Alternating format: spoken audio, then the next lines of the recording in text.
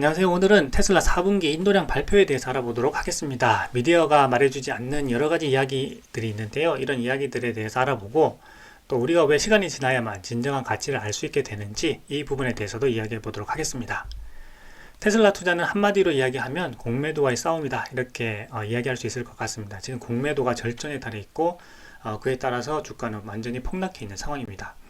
엔비디 값으로만 살펴보면 마이너스 70% 이하로 내려왔기 때문에 심리적으로 지금이 가장 투자가 힘들 때다, 이렇게 볼 수가 있겠습니다.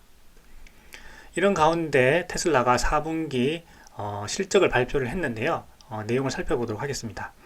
홈페이지 가시면은 이 내용이 자세하게 나와 있습니다. 그래서 2023년 1월 2일에 발표를 했고요. 4분기에 43만 9천 대를 생산을 했습니다. 그리고 고객에게 인도한 것은 40만 5천 대입니다. 그래서 이 고객 인도량은 전년 대비로 40% 증가한 131만 대, 그리고 생산량은 전년 대비로 47% 증가한 137만 대, 이렇게 기록을 했습니다. 자, 그러니까 전년 대비로 40% 이상 성장을 했으니까 굉장히 어려운 일들이 많았는데도 불구하고 굉장히 좋은 선방을 했다, 이렇게 볼 수가 있겠습니다. 그래서 이렇게 이야기하고 있죠. 여러 가지 코비드라든지 전쟁이라든지 뭐 이런 일들이 있었죠. 그것으로 인한 공급망 차질 문제가 있었음에도 불구하고 이런 40% 성장을 이루어내 줬기 때문에 많은 분들에게 이제 감사한다, 이렇게 이야기를 하고 있습니다. 그래서 고객이라든지 직원이라든지 그 다음에 공급 사이드에 계신 분들, 주주들, 그 다음에 협력해 주신 분들께 다 감사한다, 이렇게 이야기하고 있죠. 그리고 이제 차종을 좀 더 이제 다양하게 생산해서 생산량을 늘리겠다, 이렇게 이야기를 하고 있습니다. 자, 보시게 되면 2022년 4분기에는 그 43만 9,701대를 생산해서 40만 5,278대를 인도했습니다. 연간으로 보게 되면 136만 9,611대를 생산해서 131만 3,851대를 인도를 했죠.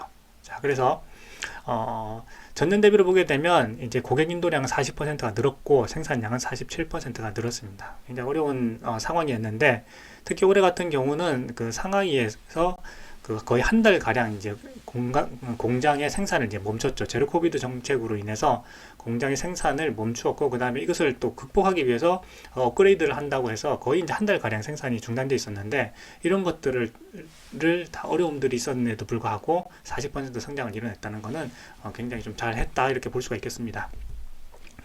월가의 기대치랑 비교를 해보면요, 생산량은 그 월가 기대치보다 많은 901대, 그러니까 생산량은 기대를 초과한 거죠. 자, 그런데 인도량 부문에서 그 월가 기대치보다 15,482대가 적은 40만 5,278대를 인도했습니다. 자, 이것은 이제 배송 중에 있기 때문에 만들어서 이제 바로 이제 고객에게 가는 거죠. 온라인에서 고객이 주문을 하면 그때 생산이 시작되고 그 차가 나와서 고객에게 인도되기 때문에 그 시간 동안 이제 고객에게 인도되는 그 시간 동안 생산량과 인도량이 이제 차이가 나는 거죠. 그래서 이 부분은 그렇게 이해하시면 좋을 것 같고요.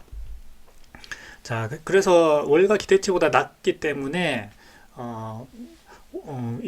여러 가지 주가에 이제 악영향을 줄 거다, 좀 이런 어떤 또 보도를 많이 하고 있습니다. 그런데 정작 균형 있게 좀 봐야 되는 이런 사실들에 대해서 미디어들이 이야기를 해주지 않고 있는데요. 그런 부분들을 좀 살펴보도록 하겠습니다. 자, 일론 머스크가 이야기했죠. 그 에너지 사업에 대해서 이야기를 했습니다. 그래서 지금 하고 있는 이 메가팩 사업이 앞으로 그 지속 가능한 그 에너지의 미래를 바꿀 것이다, 이렇게, 그리고 지속 가능한 에너지로 전환을 이룰 것이다 라고 이야기를 했습니다. 실제로 이 사업에 대해서 어떻게 진행되고 있는지 살펴보면요, 최근에 그 랜스롭 지역이죠. 여기 메가팩 공장을 오픈을 했는데 연간 그 10,000대를 생산할 수 있다고 합니다. 메가팩을 연간 10,000대를 생산할 수 있는 그 생산 능력을 갖췄다, 이렇게 이야기를 했습니다. 자, 그래서 메가팩 한 개당 200만 달러 이상입니다. 그래서 연간 10,000개의 메가팩을 생산하게 되면요, 연간 200억 달러, 약 26조 원 이상의 매출이 가능해지게 됩니다. 매출로서도 굉장히 큰 기여를 하게 되는 거죠. 그리고 테슬라의 메가팩당 총 이익이 높아지게 되면 향후 몇 년 동안 테슬라 에너지 수익에 대한 기여도가 크게 증가할 예정입니다. 그래서 2014년에 이를 두고 일론 머스크가 예측을 한 것이 있는데요. 에너지 밀도와 가격이 충분하다면 본질적으로 에너지 저장에 대한 무한한 수요가 있다라고 이야기했습니다. 지금 2023년이니까요. 거의 8년 전에 일론 머스크가 이 사업에 대한 어떤 성장성을 벌써 이제 예측하고 이야기를 했던 거죠. 그래서 최근 몇 년 동안 배터리 부문의 발전을 고려할 때 배터리 저장 시스템의 고도 성장이 시작되었다고 판단하고 있습니다. 자, 여기서 중요한 것은 바로 일론 머스크가 8년 전 2014년에 이러한 것에 대해서 예측을 했다는 거죠. 그래서 이 배터리 기술이 점점 더 이제 발전할 거고, 그래서 에너지 밀도와 가격이 충분하다면 본질적으로 에너지 저장에 대한 무한한 수요를 충족할 것이다 라고 하면서 이 사업에 대한 가능성을 이야기를 했던 겁니다. 자, 특히 이제 에너지 저장 장치 메가팩 사업은요, 경기 침체의 영향을 덜 받으면서 고성장할 수 있는 에너지 사업이기 때문에 테슬라로서는 굉장히 중요한 사업이고, 그래서 일론 머스크는 테슬라의 사명을 이렇게 이야기했죠. 지속 가능한 에너지로의 전환을 이루어내는 것이 테슬라의 사명이라고 이야기했죠. 그래서 단순한 자동차 회사가 아니라 인공지능 에너지 회사라고 했습니다. 그래서 지속 가능한 에너지로 달릴 수 있는 것이 전기 자동차이고, 테슬라는 여기에서 더욱더 이제 사업 영역을 확대해서 그 에너지 회사로서, 인공지능 에너지 회사로서 성장할 것이다라고 이야기를 한 거죠. 자, 그리고 이 메가팩은요, 벌써 이제 2024년 3분기까지 다 팔렸습니다. 그래서 지금 주문하게 되면 2024년 3분기 이후로 이제 배송을 받게 되는데요. 홈페이지 가보면 이렇게 나와 있습니다. 자, 그래서 이제 게리 블랙은요, 이런 어떤 에너지 사업 분야를 고려하지 않고도 이 테슬라의 그 전기 자동차의 가능성에 대해서 이야기를 했습니다. 그래서 현재 그 프리 캐시 플로우를 향후 5년 동안 약 250조 원 가량 벌어들일 것이다. 막 말 그대로 돈 버는 게 가장 쉬운 회사다. 지금 이렇게 이야기를 했었어요. 자, 그리고 애플의 과거 주가를 한번 보도록 하겠습니다. 애플 같은 경우도 굉장히 어려움이 많았죠.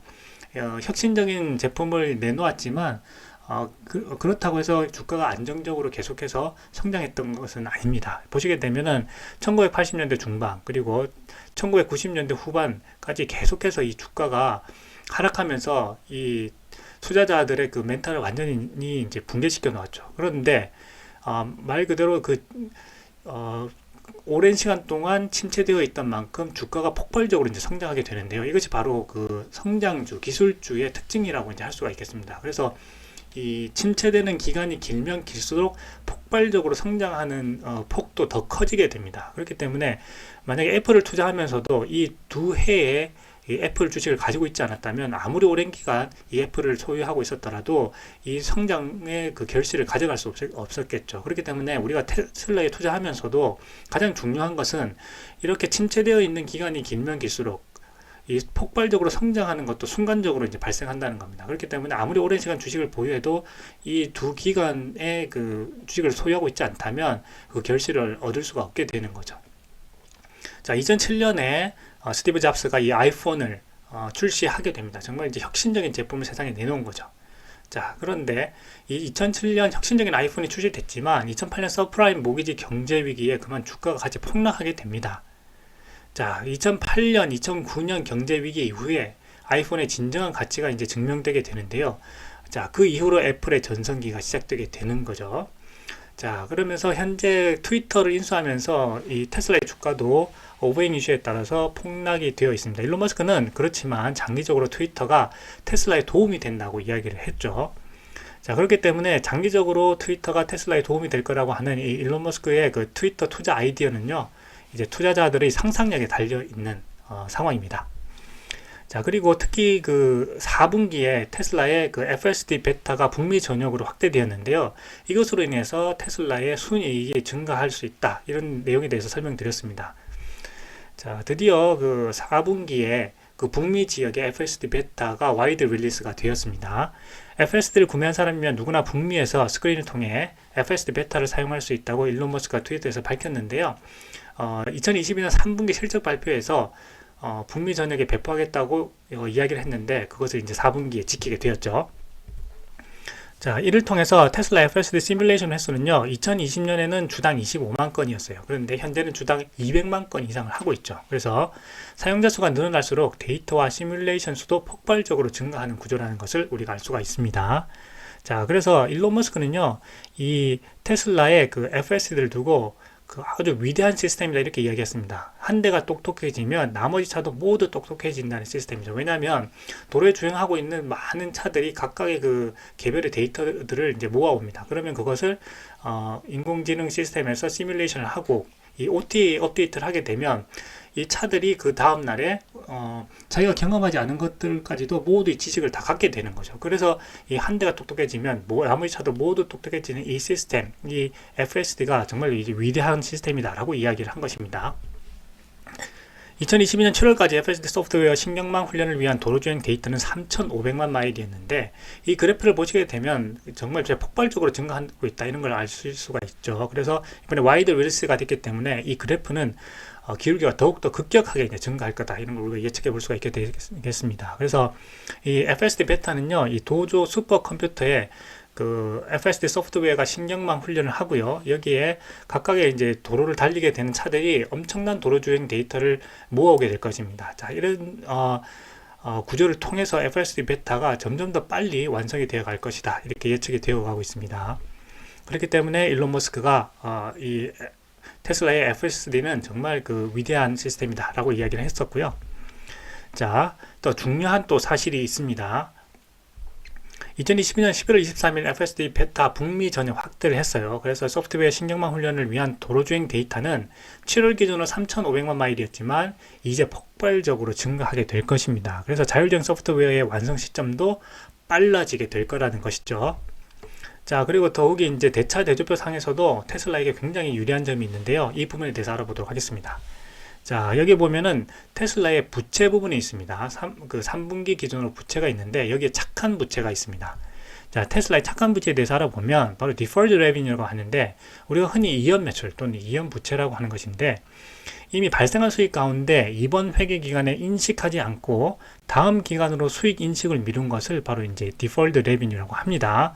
자, 그런데 FSD가 이제 도입이 됐죠. 그래서 FSD가 도입되게 되면 이 부채가 이제 수입으로 인식이 되는 것입니다. 그래서 디폴트 레비뉴 3분기 말 기준을 보게 되면 약 1.928 빌리언으로 해서 하나로 치면 약 2조 6천억 원이 됐는데, 이것이 이제 수익 부채에서 수익으로 갈 수 있다고 하는 거죠. 그렇기 때문에 이 디폴트 레비뉴를 테슬라의 착한 부채라고 부르는 것입니다. 그렇기 때문에 이 4분기에는 테슬라의 그 주당 순이익이 더 높아질 수 있게 되는 거죠. 그리고 향후에 테슬라 차가 판매되면서 FSD를 같이 팔게 되면 그것들도 모두 수익으로 이제 인식되게 되는 겁니다. 이 와이드 릴리스 하게 되면요, 그 해당 지역에.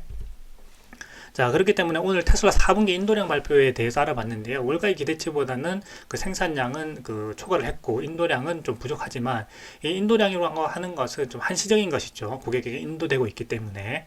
자, 그렇기 때문에 그렇게 크게 뭐 나쁜 영향은 아니지만, 향후 경기 침체에 대한 어떤 이런 부분 때문에 테슬라 주가가 폭락해 있는데, 경기 침체를 고려하더라도 지금의 주가가 과연 적정한지에 대해서는 또 투자자들마다 의견이 분분할 것 같습니다. 자, 그런데 이런 어떤 부정적인 부분에 대해서는 미디어들이 발표하고 있기 때문에 미디어가 발표하지 않고 있는 이 테슬라 에너지 사업에 대한 가능성이라든지, 그 다음에 FSD 와이드 릴리스에 따른 수익 증가 부분이라든지 이런 부분에 대해서는 또 미디어들이 얘기하고 있지 않기 때문에, 우리가 또 이런 부분에 대해서 테슬라 가치를 생각할 때 함께 생각해야 될 요소라고 생각이 됩니다. 그렇기 때문에 이런 것들이 다 완성되게 된다면 이 테슬라의 가치는 지금보다도 훨씬 더 높게 형성될 수가 있는 거죠. 그렇기 때문에 우리는 시간이 지나야만 어떻게 보면 진정한 가치를 알 수 있지 않은지 생각해 보게 됩니다. 오늘 영상은요, 여기까지 하겠습니다. 감사합니다.